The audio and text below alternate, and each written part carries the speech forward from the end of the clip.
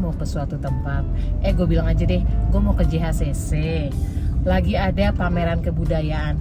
Kemarin tiba-tiba ada saudara gue telepon. Ina, saya sudah di Jakarta ini, kau datang di sini. Kemana? Gue bilang, saya ada buka stand toh di JHCC nih, ada jual titik. Mau tahu nggak dia jualan apa? Yuk kita lihat. Ntar di sana pasti banyak informasi yang bisa kita dapat. Selain dari daerah gue, pasti banyak lah semua pengrajin dari seluruh daerah di Indonesia. Ini sih gue belum tahu sebenarnya pameran apa. Cuma yang udah sih, kalau orang dari sana ikut pameran kesini artinya itu adalah pameran kebudayaan dan yang dijual adalah barang-barang dari sana. Oke, kita lihat ya. Gue belum mau ngasih tahu di sana itu apa, gue dari mana. Nanti lihat sendiri ya, ikutin gue terus.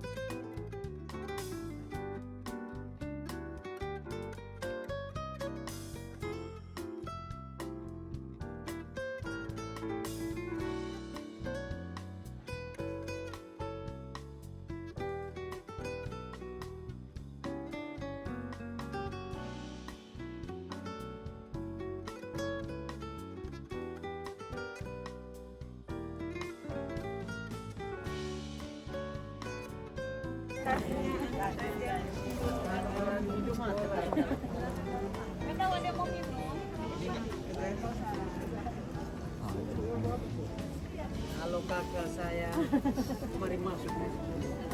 Mana sih? Itu ada judul lagu, ada duduk kakak saya, ada judul lagunya Pasto, aku pasti kembali. Kalau Pak tidak ambil, besok datang kembali tapi stand tutup. Menangis berdarah-darah orang timur bilang begitu. Cantik Pak Aku tarik itu. Betul kakak. Nah sebelah. Ini sesuai. Baru juga datang, berarti udah mau diusir pulang. Hah? Itu Mau usir pulang? bukan, itu berarti maskotnya. Ini tidak bisa pilih kok. Hah? Tidak. Hah? Gila yang Kosong aja, main gila ya. harus dikeluarkan. Cakep banget ini. Ini nggak pilih ya, Pak, ambil lah kak. Aku Suka kasih banyak. deh, kasih kakak lah itu. Nggak aku pilih Mau juga. nggak bisa. Ih, gila. Ayo lah kak. Bagus banget ya. Pulanglah dalam damai sejahtera.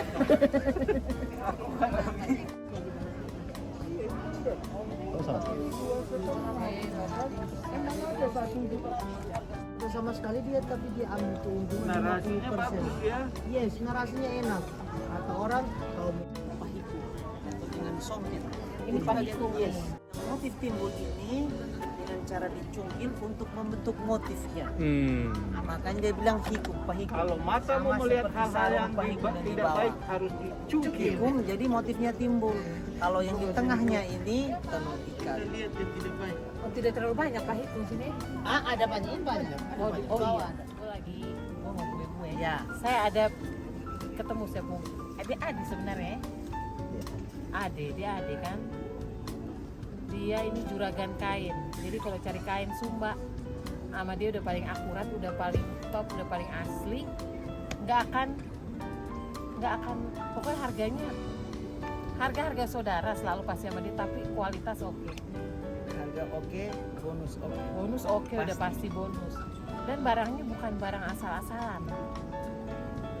Nih, ini semua barang-barang asli. Coba kau cerita dulu nih, harga yang paling mahal di sini yang mana? Dari semua yang ada di sini. Ini kita lagi di ACC. Nih, yes. Ini yang paling mahal. 150. Kenapa dia mahal? Karena ini dia butuh waktu 1 tahun lebih. Untuk pembuatannya. Ya. Saya Suara keras dikit. jadi lama pembuatannya ini 1 tahun lebih. Yang sebelah ini. Ya ini ya.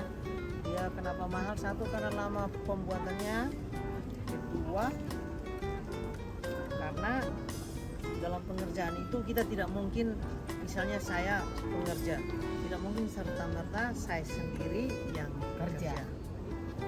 Saat proses pencelupan, baik celup biru untuk giling yang dari daun nila maupun saat celup merah untuk kombu akar mengkudu, itu harus 5 orang. Oke, berarti satu kain, anggaplah yang ini ya, satu kain itu pengerjaan berapa orang yang bikin? 5. 5 orang. Itu untuk Saya kok- sewa. Anggaran yang saya keluarkan 14.700. buat ini.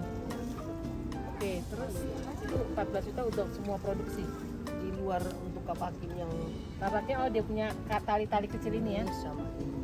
Oh, ini bukan paikung Bukan. Untuk ini kapakin kita sewa lagi. orangnya. Oke, terus ini yang bikin lama kenapa di setahun? Kita tidak bisa pakai tali rafia untuk ikat, karena kalau untuk proses pengerjaan lama kita harus pakai daun luar. Daun, bukan tali ya. Daun itu yang kemudian diikat. Oke, berarti daunnya modelnya panjang-panjang. Tidak panjang tapi disambung-sambung, jadi Oh. saat ikat mobil Kenapa harus pakai daun itu, nggak bisa daun lain? memang media yang diprotek untuk ini ikat kain itu pakai daun doang. Oh, mungkin dia teksturnya lebih kuat ya untuk Iya, ikat. daya tahan cocok dia untuk pengerjaan yang lama. Kalau kita pakai rafia, dia tidak akan pernah bisa jadi. Kalau dia sampai 1 tahun putus. Oh, jadi direndamnya 1 tahun. Seperti ini. Lama proses, kalau hanya untuk proses giling celup biru saja dia sudah makan 2 bulan. Setelah selesai celup biru, kemudian kan kita buka ikatan, kakak. Buka ikatan, setelah itu kemudian kita lakukan proses peminyakan dengan media kemiri yang ditumbuk halus. Oke, ini buat yang kombu nih ya, yang merah ya. Sebelum masuk untuk celup merahnya masih proses peminyakan. Tujuannya itu supaya waktu nanti kita masuk proses peminyakan, dia tidak merembes dari merah Oke, ke sini. iya ya. Jadi dia ditutup ya, Nah, ikat, dia mengikat dimatiin. warnanya itu. Nggak nyerap. Nah, itu kita rendam selama 2 hari 2 malam. Oke. Setelah itu hari ketiga kita angkat, lalu kemudian kita jemur. Kain sebesar ini tidak mungkin dia langsung kering, hanya jangka waktu 1 hari. minggu. Oh, Nah, 1 hari atau 1 minggu. 1 minggu pun belum tentu kering. Karena dia 7 lembar dalam satu kepala itu kan 7 lembar, bukan hanya 1 lembar. Jadi satu kain ini ada 7 lembar. Dalam proses kita mengikat ada digabung 7 lembar. Oh, ya ya ya. Setelah selesai semua proses pewarnaan, nanti buka ikatan, kemudian kita kira, dia artinya kita rapi, kasih keluar per lembar-lembarnya. Yang tadi kau bilang yang cuma sisa 1 yang bagus. Iya, itu yang hanya selamat 1, 6 lembarnya rusak total, putus Semua kain tuh begitu. semua. Khusus kalau yang kain searah kan bisa lebih dari 4 lembar kalau kita buat, maksimal 8 lembar. Lebih dari 8 lembar pasti dia pecah, rusak dan segala macam. Oh, kalau ini model pengerjaannya yang dicelup-celup gitu ya. Ya, Bukan yang pakai itu buat yang pahikung ya. Sama di tenun juga kan. Oh, Tapi tapi untuk kainnya. kemudian setelah 1 minggu Nah, belum bisa. kering, itu 3 minggu baru dia benar-benar kering. Karena dia kan minyak. kemiri. dijemur di bawah sinar matahari. Kalau Yes. hujan gitu gimana? Ya, kita kasih masuk. Oh, oke. Nah, karena Ngali dia saya. banyak, Hah? 1 minggu belum kering, 2 minggu belum kering, 3 minggu. Karena dia tebal ya. Iya, tebal sekali kan. Setelah selesai proses peminyakan, kemudian kita masuk proses kombu. Proses Pemerahan, pewarnaan. Iya, pewarnaan merah. Waktu kita celup sama seperti proses peminyakan tadi, kita rendam selama 2 hari 2 malam. Lalu hari ketiga kita angkat, kita jemur. 2 minggu sampai 3 minggu baru dia selesai dijemur. Setelah itu kita lihat kalau dia sudah kering bagus, kita akan masuk lagi tahap proses kombu kedua. Silakan. Tahap proses kombu kedua kita ulang, kan tadi pertama sudah proses celup, kita ulang lagi proses kombu kedua. Lebih ini warnanya. Jadi proses kombu pertama dan kedua itu 2 bulan lebih. Kalau tambah dengan proses ini biru tadi itu sudah 4 bulan lebih, 5 bulan sudah. Kalau berarti ini semua nih prosesnya begitu dicelup gitu kan? Yes. Nah kalau yang saya lihat Aditi itu, tapi ada juga akhirnya jadinya jadi ini juga bergambar. Oh, itu apa? Pahikung kan? Ya, ini kan pahikung. Ini tenun ikat. Bedanya? Prosesnya sebenarnya sama. Hanya kalau khusus pahikung, kalau dia tidak kombinasi dengan tenun ikat, ini ternyata ada kombinasi. Oh, kan? iya. Ini tenun ikat ini yang di Jadi sini. sebenarnya ini beda karakter ya, ini sendiri-sendiri, Yes. tapi ini dikombinasi. Kalau pahikung, yang kita warnai itu adalah benangnya. Oke. Setelah Ini dia benang diwarnai, kemudian kita pamening atau orang bilang menghani, bahasa Indonesia bilang menghani, bulung benang yang Di alatnya. Lalu kemudian kita menggunakan lidi saat proses menenun untuk membentuk pola Iya, biar motif ada, ini. biar nggak ada masuk di dalam yang putih ini. Iya. Kalau Berarti itu tenun ikat susah? tidak sama. Kalau susah saat proses menenun ini lebih ribet ketimbang yang itu. Kalau dia salah cungkil, motif tidak terbentuk Iya, dengan betul. bagus. Tapi ya ini ya, kita bisa, berarti kan pakai imajinasi ya untuk ikat sebelah mana supaya buat jadi bentuk hidungnya kan? Ya. Jadi dalam proses membentuk motif ada 2 cara untuk tenun ikat. Cara pertama dengan teknik ikat langsung. Ikat langsung itu artinya dia tidak butuh pola untuk membuat motif itu terbentuk. Tapi yang tadi bilang Imajinasi. yes, kita bilang motif itu sudah ada di dalam benaknya. Dia mau bikin motif apa Iya. gitu. Dia tinggal mengaplikasikan itu dengan langsung mengikat, langsung Berarti dia sambil ngebayangin kan? Iya kan? Ya. Tetapi tadi kita bilang tentang ikat langsung. Kemudian ada satu cara lagi, yaitu dengan cara menggambar. Setelah selesai Kita gambar. digambar, ya gambar dulu motifnya atau pola atau coraknya. Baru kemudian kita ikat. Jadi pola gambarnya ditaruh di atas kain. Kalau kita di sini Nggak ngebayangin sih gue. berarti yang digambar itu adalah bagian yang berwarna putih dan berwarna Oh, dia digambar di atas kainnya. iya, belum berbentuk kain, benang. Masih berbentuk Ya benang. gila lu. Terus Bukan lo, yang sudah ditenun itu. terus lo mau beli nawar harga seenak jidat lo, gila lo pengerjaannya aja pakai imajinasi ya. Bukan pakai apa, pakai imajinasi. Bener gak? Ya, betul. Jadi jangan sembarangan.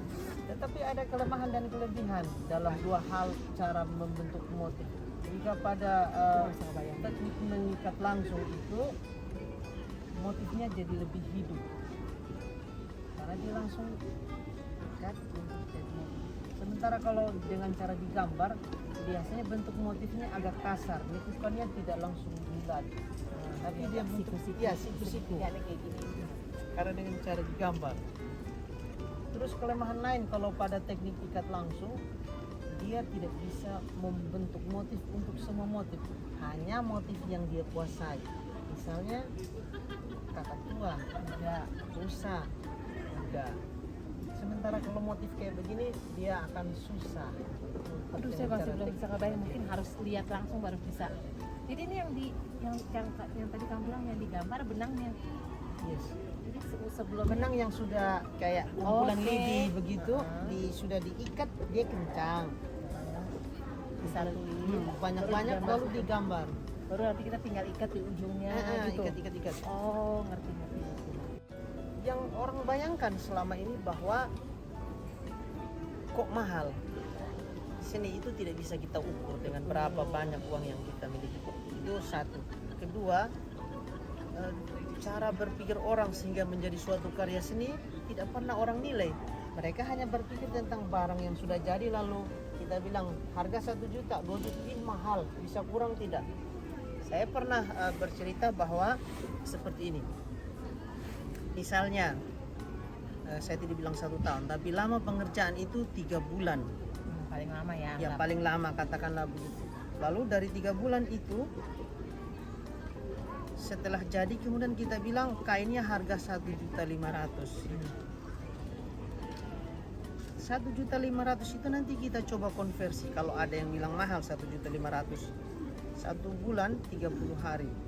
Kalau 3 bulan berarti 90 90 hari. Nah, 1.500.000 bagi 90. kita bagi 90. Itu nanti dapat Belum itu jasanya ya kan? Ya. Belum jasanya, belum tenaga. 1.500.000 kita bagi 90. Dapatnya 16.000 lebih. Ini cuma 16 Ya, kalau hitungan per hari berarti pendapatannya dia 16.000 lebih. Kalau begitu, mending saya tidak kerja kain, tapi saya ikut kerja borongan orang kerja jalan di upah 50.000 sampai 100.000 per hari, Nggak plus capek. makan 2 kali. Sore udah bisa langsung pulang. Ah. Nggak mikir, nggak berimajinasi. Ya kan? Ya, kita tidak masalah ketika pembeli itu dia mencoba menawar. Kalau sampai kata sepakat kita akan beri. Tapi kalau dia nawar di bawah harga modal yang kita keluarkan selama beberapa bulan, tidak. Ya, rasanya kita juga tidak mau Nggak kasih. adil, jadinya kan nggak adil. Sebenarnya kata kuncinya ketika kita membeli barang ini, kita juga sedang mendukung warisan Nusantara ini. Itu yang penting. Ya, tetap ada. Tapi kalau tidak, ya Pengrajin jadi merasa nggak berharga kan? mending beli kain di toko 1 meter 25.000, 35.000 per meter, murah itu. Tapi ya gitu, pakainya nggak ada pride-nya ya.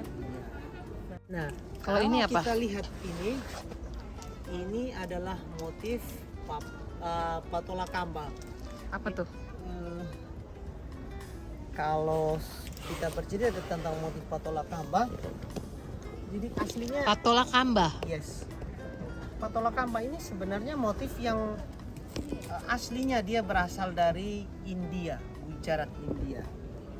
Mengapa bisa ada di kain Sumba?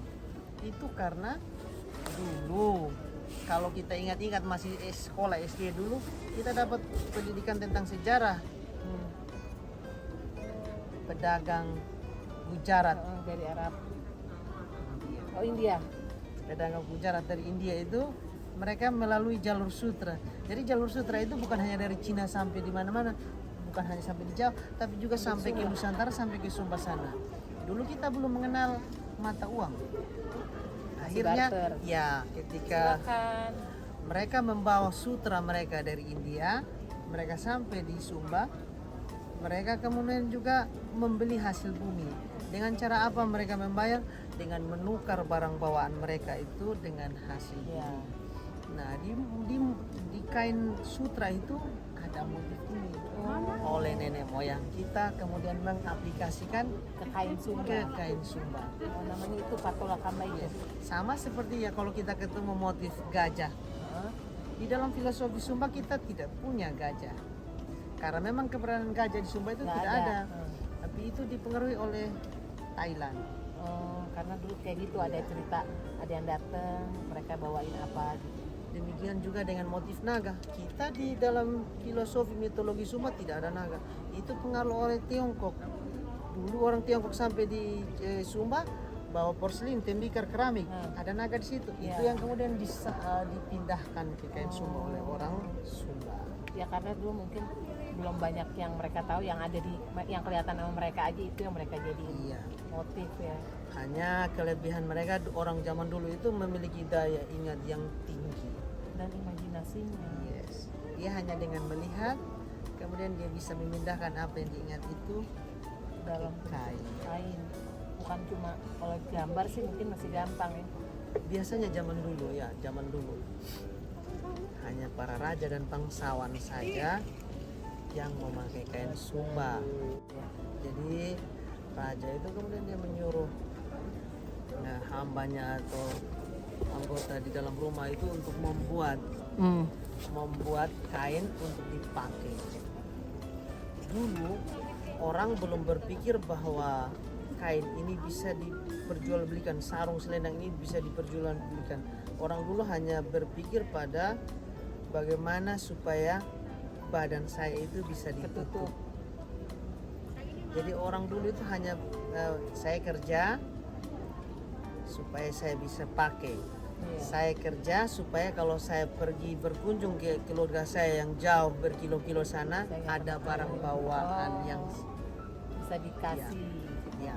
Kalau ada acara adat pernikahan atau acara penguburan, barang yang saya buat itu bisa dijadikan barang bawaan untuk keluarga itu.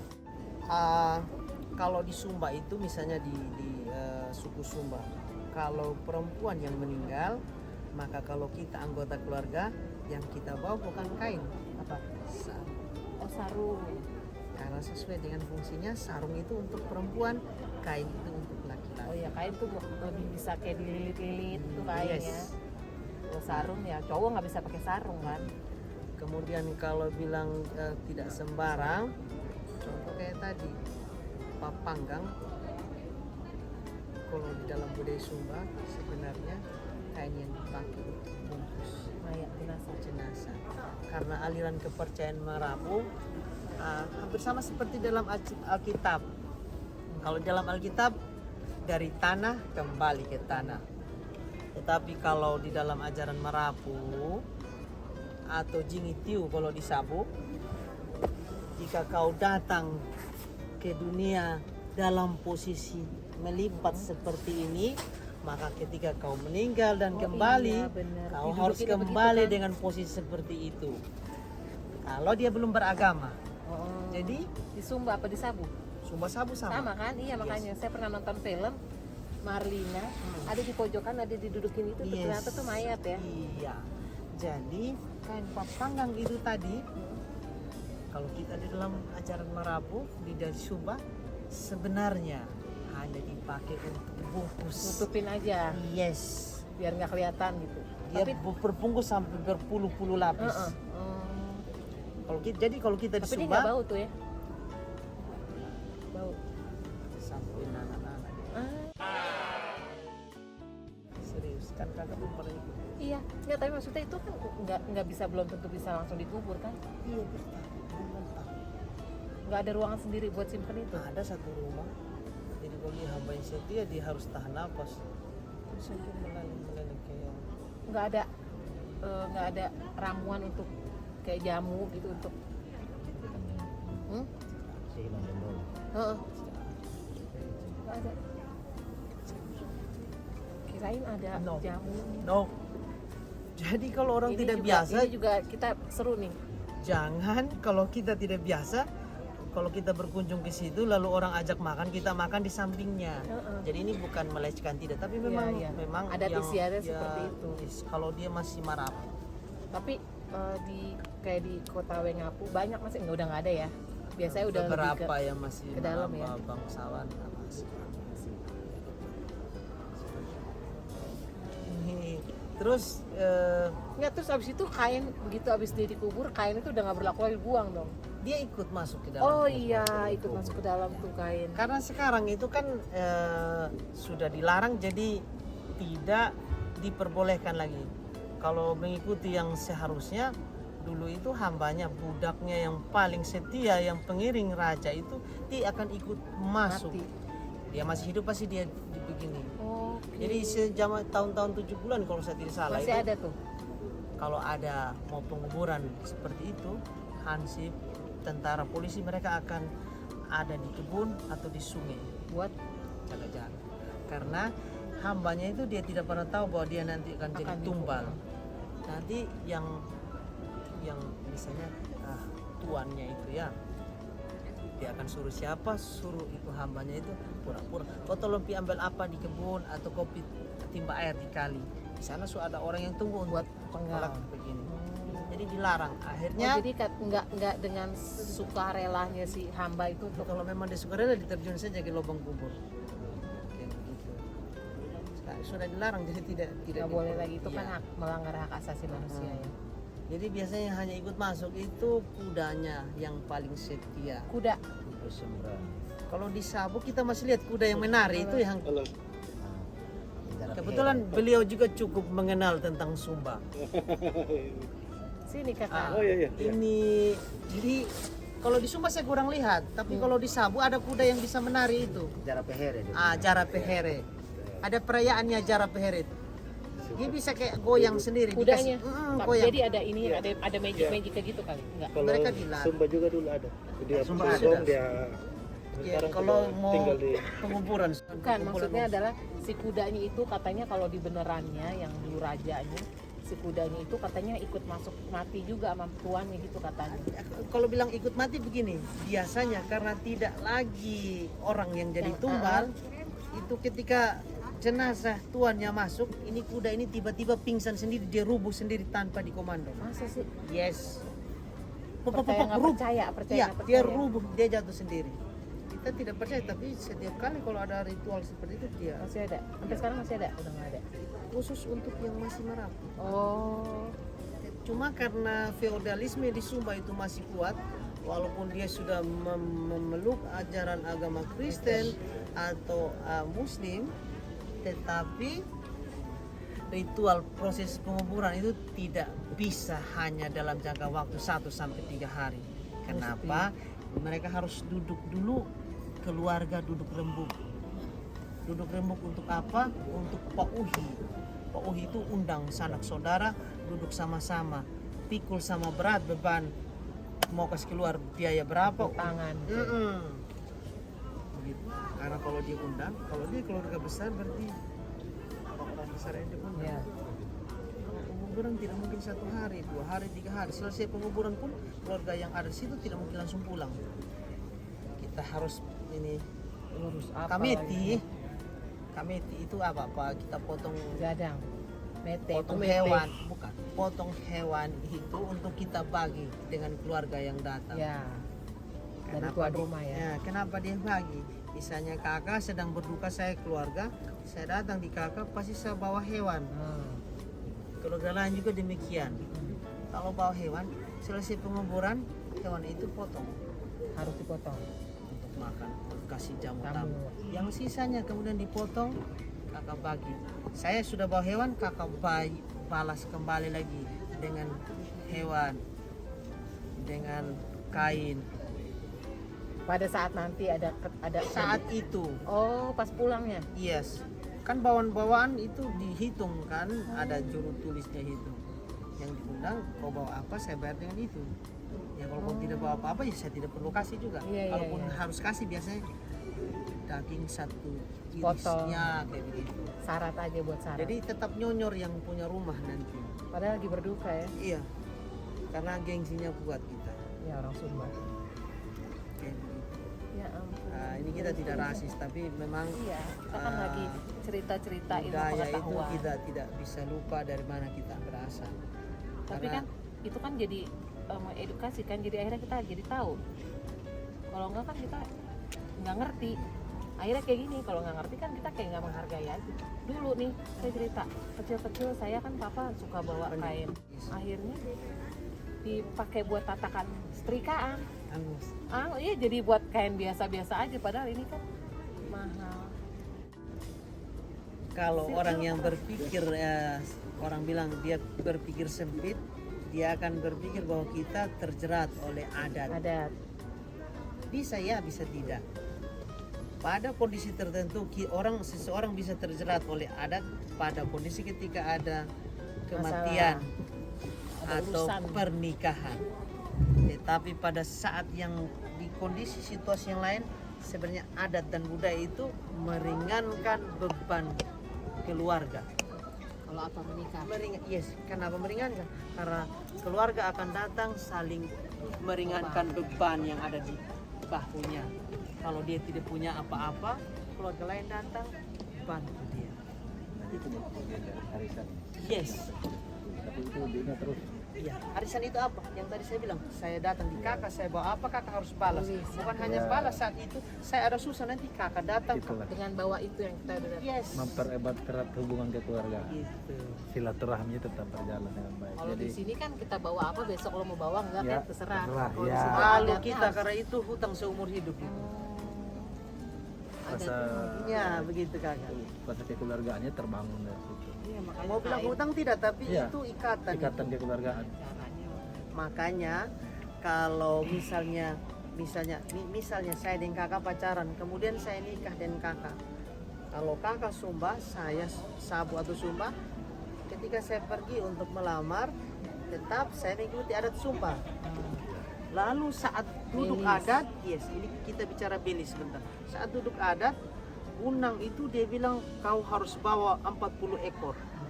Gitu. Ternyata saya hanya mampu 10 atau 20. Berarti utang. Utang 20. Tetapi utang itu bisa lunas saat kapan? Dia bilang, saya hanya punya ada ini. Sudahlah nanti. Nanti itu utang saya bayar perlahan saat kapan?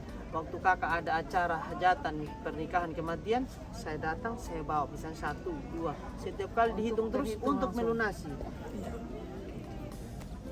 Dengan cara Siapapun yang ya. mati kita bawa itu udah termasuk hitungan. Dia akan hitung hanya dia berkurang. Dengan cara begitu juga sebenarnya mengikat supaya kalau bayar lunas hewan misalnya 40 ekor saya bawa lunas, Lo nggak datang kalau iya acara. nanti jarak itu Kalau tercipta. ada acara lo nggak bisa Makanya kalau di dalam adat Sumba jangan lunas. Iya. Kenapa? Supaya kita tetap ada apa-apa saling pakai kontak. datang. Iya, iya. Saling bagusnya ingat kau masih ada utang yang Tunggakan ya. iya kayak begitu. Jadi dia bisa meringankan, bisa memberatkan. Tergantung kita itu berpikir dia ini bikin saya susah atau tidak. Karena kalau kita PNS, kalau kita orang Sumba belum habis bulan habis karena apa? Setiap kali orang datang ke UI atau undang, nanti tanggal 7 ada acara kematian. Nanti ada. Setiap hari pasti ada ya. Hampir setiap minggu ada. Tetapi walaupun dia susah-susah, nanti ada saat saya susah, Balik di Iya. itu pasti. kayak begitu. Nanti begitu lagi balik lagi begitu aja terus kan bergulir terus. Kita percaya kepada Sang Pencipta. Kita percaya ada vertikal dan horizontal. Oh, ikat kepala sendiri pun Ya, ada ini. artinya. Ini menunjukkan kita mengakui bahwa ada Sang Pencipta. Itunya kan. Ya, nampak ikan awang tanah dia menciptakan langit dan bumi itu kita percaya ada Tuhan. Kemudian kita begini dulu begini, ini kenapa ada kain turun begini? Bicara tentang tunduk dan taat selama kita hidup di dunia yang Tuhan ciptakan. Bicara tentang ketaatan. Kain yang bawah ini. Iya, kalau ini tunduk dasi dan ini. taat dasinya. Yang berarti tunduk ya. Iya, bicara tentang ketaatan tunduk harus ada.